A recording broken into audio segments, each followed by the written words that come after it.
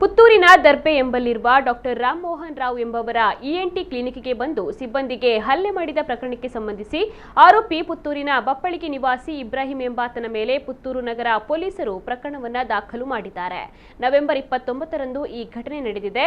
ತನ್ನ ಪರಿಚಯಸ್ಥರನ್ನ ತಪಾಸಣೆಗೆ ಬೇಗ ಒಳಗಡೆ ಬಿಟ್ಟಿಲ್ಲ ಎಂಬ ಕಾರಣಕ್ಕೆ ಕ್ಲಿನಿಕ್ ಸಿಬ್ಬಂದಿ ಶ್ರೀಕಾಂತ್ಗೆ ಇಬ್ರಾಹಿಂ ಹಲ್ಲೆಯನ್ನ ಮಾಡಿದ್ದ. ಅಲ್ಲದೆ ಕ್ಲಿನಿಕ್ನ ಗಾಜು ಪುಡಿ ಮಾಡಿ ಹಾನಿ ಎಸಗಿದ್ದ.